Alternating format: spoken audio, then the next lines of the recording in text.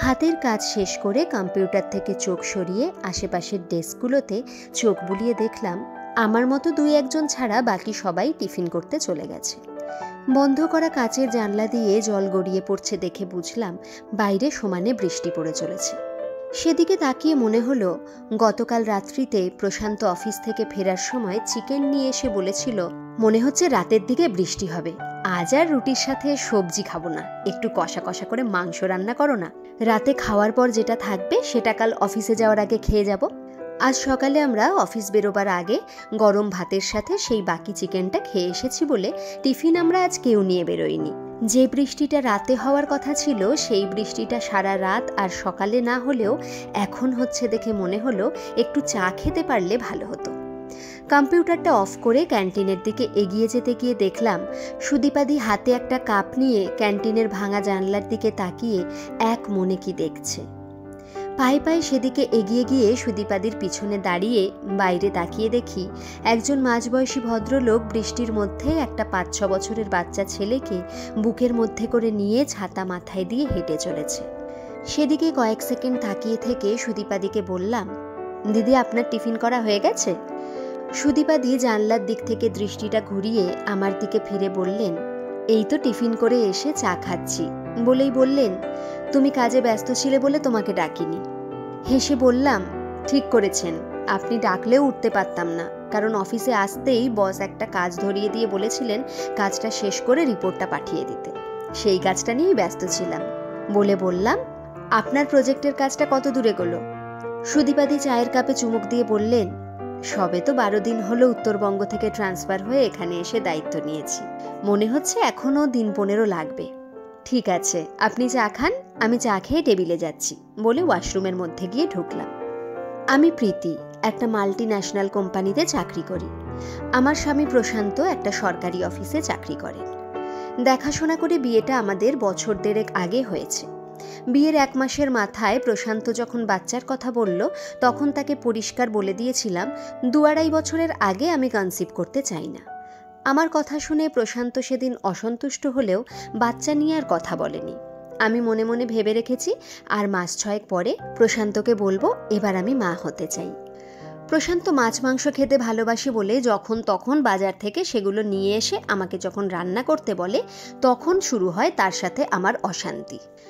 আমি অশান্তি করে যখন বলি অফিস যাওয়া বন্ধ করে তোমার এই লোটে মাছ রান্না করব যার জল শুকোতে সময় লাগে, এগুলো আমি সব বাইরে ফেলে দেব, তখন সে আস্তে করে বলে, ঠিক আছে, তোমাকে যে এক্ষুনি রান্না করতে হবে সে কথা তো বলিনি, যখন যেদিন তোমার মন চাইবে সেদিন করো, বলে সেগুলোকে ভালো করে ধুয়ে ফ্রিজে তুলে রাখার সময় বলে, তুমি আমাকে রান্নাটা শিখিয়ে দিও তো। এই হচ্ছে প্রশান্ত। ওর ওপর যে বেশিক্ষণ রাগ করে থাকবো তারও উপায় নেই, কারণ প্রশান্ত রাগও করে না, ঝগড়াও করে না, শুধু আমার দিকে তাকিয়ে থাকে। 7 দিন পর আজও প্রশান্ত সকালে বাজার থেকে ছোট ছোট ট্যাংরা মাছ কিনে এনে বলেছিল এগুলো একটু ঝালঝাল করে রান্না করবে। কিছু না বলে প্রশান্তর দিকে একটু কড়া করে তাকিয়ে বলেছি, তুমি আমাকে কি মনে করো? প্রশান্ত সাথে সাথে মাছগুলো ধুয়ে ফ্রিজে রেখে দিয়ে বলল, কাল থেকে আমি আর বাজারেই যাব না, তুমি বললেও যাব না। আমি রাগের মাথায় বলেছি, তুমি রোজ বাজারে যেও, তবে আমি তোমার রান্না করার জন্য থাকবো না, বাপের বাড়ি চলে যাব। প্রশান্ত সে কথার কোনো উত্তর না দিয়ে জামা প্যান্ট পরে ব্যাগটা কাঁধে নিয়ে অফিস চলে গেল। সেই মুহূর্তে মাথাটা গরম হয়ে গিয়েছিল বলে ফেলেছিলাম, আমিও অফিস থেকে বাপের বাড়ি চলে যাব, থেকো তুমি তোমার সংসার নিয়ে। আজ অফিসে এসে মন খারাপ করে বসে আছি দেখে সুদীপাদি আমার পাশে এসে বসে বললেন, মনে হচ্ছে তোমার মন মেজাজ ভালো নেই, বস কিছু বলেছে নাকি? মাথা নাড়িয়ে না বলে বললাম, অফিস বস কিছু না বললেও বাড়ির বসের অত্যাচারের ঠেলায় আমি আর পারি না। সুদীপাদি জিজ্ঞাসা করলেন, কেন, কি হয়েছে? বললাম, প্রশান্ত মানে আপনার ভাই খেতে ভালোবাসে বলে বাজার থেকে তার পছন্দের মাছ নিয়ে এসে বলবে রান্না করে দিতে। সকালের দিকে অফিস বেরোবার তাড়া থাকে, তখন ওইসব রান্না করা সম্ভব করতে পারবো না, বাপের বাড়ি চলে যাব বলেছি, তাই সে না খেয়ে অফিস চলে গেছে।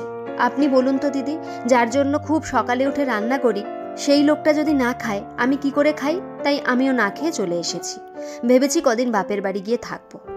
সুদীপাদি সঙ্গে সঙ্গে বলে উঠলেন, না না প্রীতি, এই ভুলটা করো না। স্বামীর সাথে ছোট ছোট কারণে ভুল ভ্রান্তি বা মনোমালিন্য হলে কথায় কথায় বাপের বাড়ি চলে যাওয়া রোগটা ভালো না, বলে সুদীপাদি উঠে চলে গেলেন। আমি হঠাৎ সুদীপাদিকে এইভাবে রিয়াক্ট করতে দেখে কিছু বুঝতে পারলাম না। তবে অফিসে বেশ কিছুদিন ধরে একটা কানাঘুষো শুনছি সুদীপাদি নাকি সিঙ্গেল মাদার। 1 ঘন্টা পর টিফিনের সময় সুদীপাদি এসে বললেন, বাড়ি থেকে কিছু খেয়ে আসনি যখন, চলো দুজনে একসাথে লাঞ্চ করি। এমনিতেই মনের অবস্থা ভালো ছিল না বলে সুদীপাদিকে বললাম, প্রশান্ত না খেয়ে চলে গেছে বলে আমারও খেতে ইচ্ছে করছে না। সুদীপাদি বললেন, তোমার প্রশান্তর খিদে লাগলে সে ঠিক খাবে, তুমি কেন না খেয়ে থাকবে, চলো। ইতস্তত করতে করতে শেষ পর্যন্ত সুদীপাদির সাথে লাঞ্চ করতে ক্যান্টিনে গেলাম। খেতে খেতে সুদীপাদি বললেন, অফিসে অনেকেই আমাকে সিঙ্গেল মাদার বলে নানা রকম কথা বলে। কই, তুমি তো এ ব্যাপারে কোনোদিন কিছু জিজ্ঞাসা করনি। মুখের খাবার শেষ করে নিয়ে বললাম, বিষয়টা আমার কাছে খুব সেন্সিটিভ মনে হয়েছে বলে আমি কিছু জিজ্ঞাসা করিনি। সুদীপাদি বলতে লাগলেন, প্রদীপের সাথে আমার বিয়েটা হয়েছিল 3 বছর প্রেম করবার পর। কলেজেই আমাদের প্রেমের পর্ব শুরু হয়েছিল। কলেজ থেকে বেরিয়ে 1 বছর অপেক্ষা করার পর আমি এই কোম্পানিতে চাকরিটা পাই। প্রদীপ চাকরি পাওয়ার 3 মাস পর আমাদের বিয়ে হয়। বিয়ের পর প্রদীপের বাড়ির লোক আমার চাকরি করা নিয়ে আপত্তি তুলেছিল। প্রদীপ অবশ্য তার বাড়ির লোকেদের আপত্তিকে পাত্তা না দিয়ে আমাকে বলেছিল, তুমি কোনো দিকে নজর না দিয়ে তোমার কাজটা তুমি করো, তেমন হলে আমরা আলাদা হয়ে যাব। আমি আলাদা হওয়ার কথায় আপত্তি করে প্রদীপকে বলেছিলাম, তুমি তোমার মা বাবাকে বোঝাও, তুমি যদি চাকরি করতে পারো আমি কেন পারবো না, আমি তোমার বাবা মায়ের সাথেই থাকবো। যত দিন যেতে লাগলো বুঝতে পারলাম প্রদীপের মা আমার উপর চাপ তৈরি করতে লাগলেন। সংসারের কাজগুলো যেন আমার জন্যই তোলা থাকতো। সকালে ব্রেকফাস্ট করে আমরা বেরিয়ে পড়তাম, আবার রাতে আমাকে বাড়িতে ফিরে রান্না করতে হতো। সারাদিন অফিস করে বাড়িতে ফিরে রান্না করার ইচ্ছা না থাকলেও আমাকে করতে হতো। কষ্ট হতো, তবু প্রদীপকে কিছু বলতাম না, কারণ আমি জানতাম প্রদীপ তার মায়ের উপর কথা বলবে না।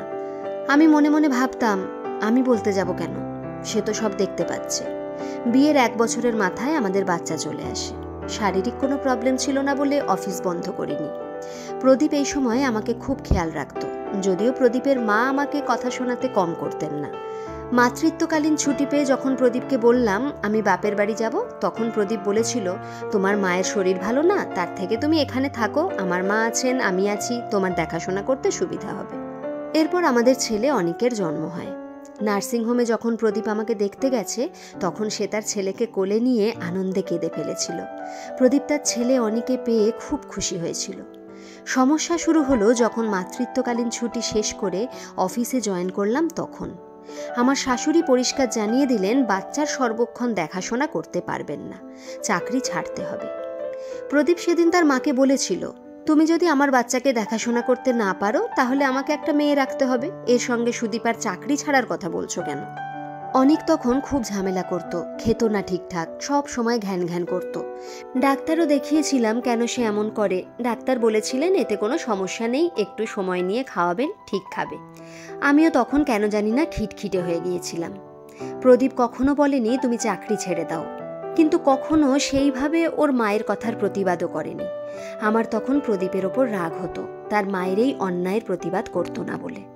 এইভাবে দেখতে দেখতে অনিকের যখন 1 বছর বয়স হলো, তখন চাকরি ছাড়াছাড়ি নিয়ে শাশুড়ি মায়ের সাথে তুমুল ঝগড়া হলো।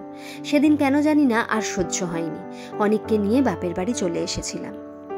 চাপা উত্তেজনা নিয়ে জিজ্ঞাসা করলাম, তারপর?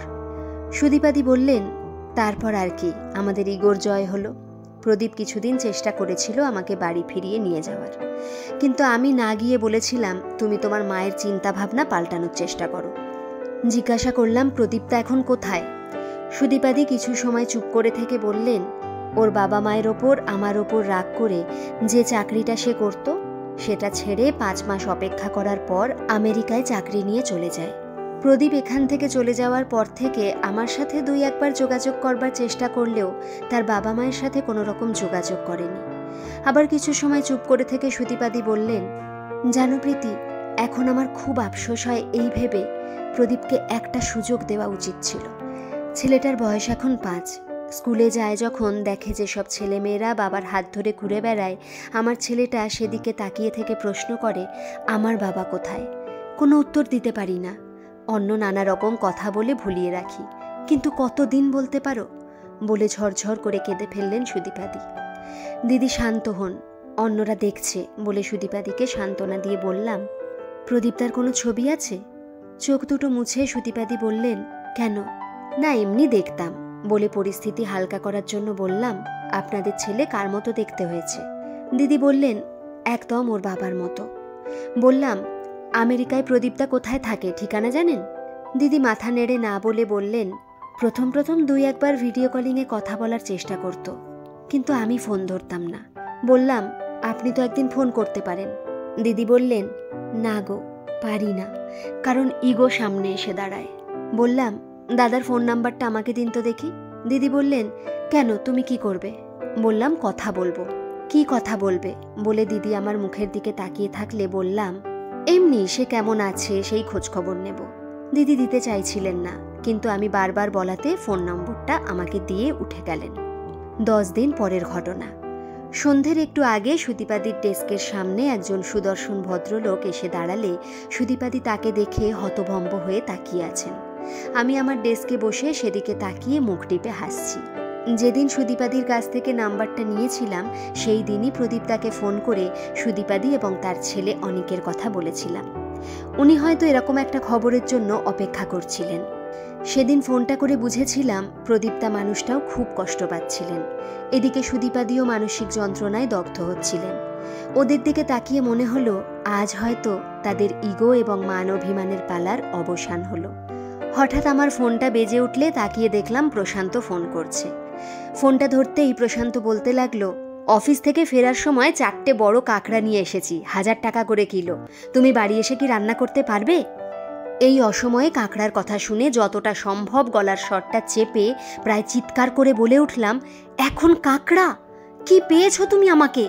তুমি যদি এইভাবে আমার উপর অত্যাচার করো তাহলে কিন্তু আমি সত্যিই বাপের বাড়ি চলে যাব। বলে ফোনটা রেখে কিছু সময় কম্পিউটারটার দিকে তাকিয়ে নিজের মনে হেসে, একটা পাগল বলে কম্পিউটারটা বন্ধ করে সুদীপাদির ডেস্কের দিকে তাকিয়ে দেখি তারা কেউ নেই।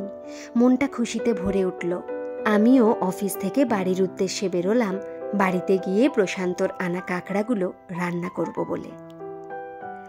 গল্পটা কেমন লাগলো একটা কমেন্ট করে জানাতে কিন্তু ভুলবেন না। আর যদি ভালো লেগে থাকে তাহলে প্লিজ একটা লাইক করে দেবেন। আর এই চ্যানেলে যারা নতুন তারা চ্যানেলটিকে সাবস্ক্রাইব করে প্লিজ আমাদের পাশে থাকবেন। ধন্যবাদ।